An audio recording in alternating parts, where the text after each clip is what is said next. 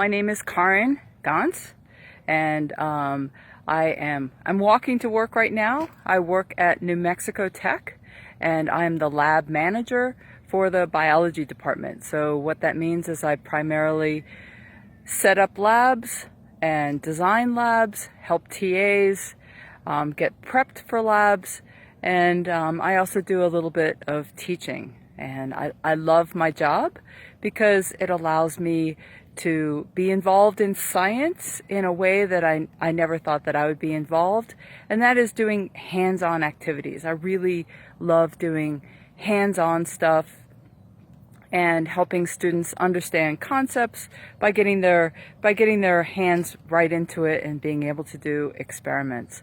Enjoy, and I hope you find your STEM self and are able to incorporate it into your life.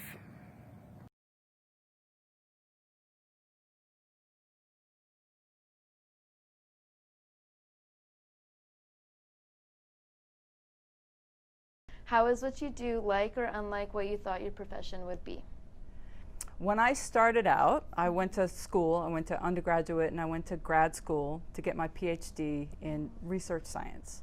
So when I started out, I thought I was going to be a research scientist, and that meant at the bench and at the beach in my spare time, but at the bench doing research in biology, or I got a degree in biophysics. And that's where I thought I was going to be.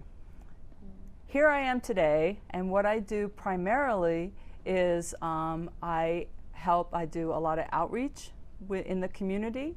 I set up labs at New Mexico Tech. I'm in the biology department at New Mexico Tech, and I help the TAs get ready for their labs. I help design labs for the biology department. I do a little bit of teaching. I do a lot of summer work educating high school kids and teachers in the community, and this is nothing that I thought that I was going to be involved in or what I was trained for when I went to college. So, yep, 180 degrees completely, well, still in STEM. Okay, let me get that straight. Still in STEM, but not at all what I was trained to do. How did your decision get changed? One step at a time, one decision at a time, one opportunity at a time. So you go down a path where you think you're going to go, and sometimes you run into an obstacle. And at that point, you have to make a choice. And so then, because it's not going to go the textbook way. And one of the things that I tell my students when I'm teaching is I might be training you for something now, but 10 years from now, what you know is going to be different. We are always growing in science. We're learning new things. And so what you learn now is going to be different. So when you get to the fork in the road, you rely on what you know, what your skills are, but then where does your adventure take you? What is the opportunity that you want next? And you use that as a springboard to go into the next thing. So you can't see the future. You can only come to a choice and then go where your strengths are, and again where your courage goes and where your heart takes you. Well, good to know. Tell me about a time when you were really challenged. How did you overcome the challenge, and who or what inspired or helped you? Okay, so 2 times in my life I really came to a complete dead halt in my career, and one of them was when I was doing research, and I wasn't getting any grants. Okay, research scientists needs money to do grants, and I just realized I wasn't good at it. I liked science, but I wasn't good at research.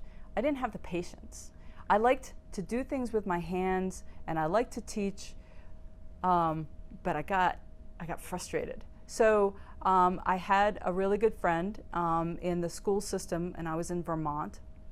She was a teacher, and she suggested that I get my license in secondary education. So I went back to school, and I was age 40, and I got my teaching license. And then I taught high school for a couple years. And it was great because I could bring all my science in, but then I was helping students, and that was really exciting and energizing, and it was the hardest work I ever did. But I had to stop and say, no, I'm not good at something. I need to try something else, but not give up everything that I knew. And then the second time, so I had this great teaching job, and I could have done that for the next 30 years, but then another opportunity came up for me to be the education director for an engineering research center in Colorado. Oh, wow.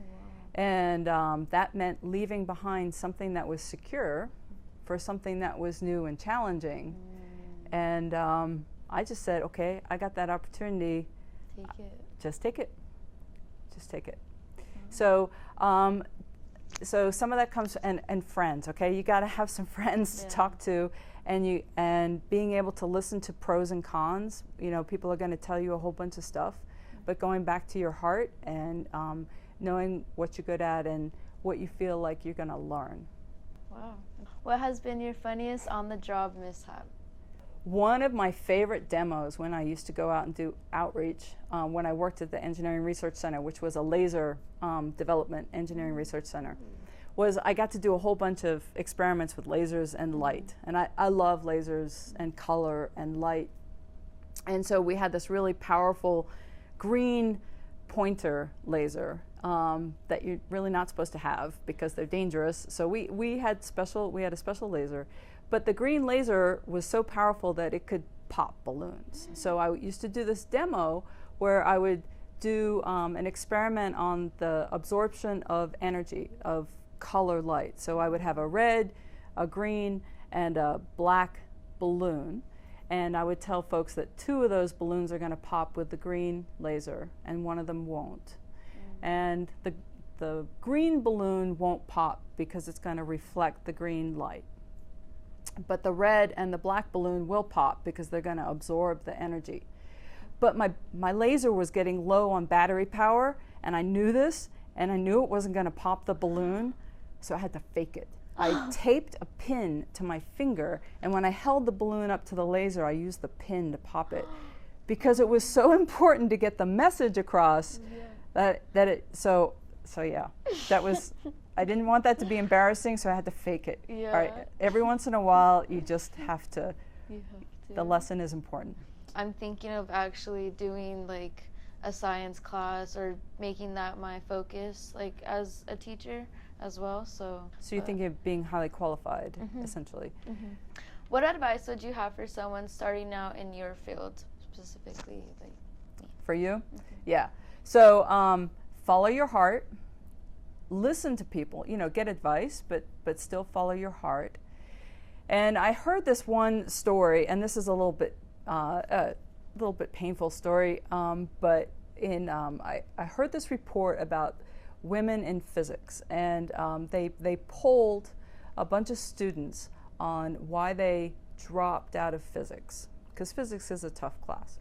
And most of the boys said that they dropped out because they didn't have enough time to party. And the girls dropped out because they thought they weren't good enough. And so my message for girls is, 1, you're good enough, all right? You can do whatever you want to do, and just keep pursuing, what your interests are. And 2, if you do need to drop out, it's okay for whatever reason. It doesn't have to be because you don't feel like you meet the bar. Maybe you've got something else going on, maybe you don't have enough time, but it's okay, So I would just say, continue to do what your heart says you want to do, and know that some opportunity is going to come along that you have that gift for, that maybe you didn't realize you had that gift for. I didn't know that doing outreach was something that I really enjoyed. So your gift is going to be the gift to the education community at some point, no matter what it is that you bring to the table. So that's my advice. Thank you. You're welcome.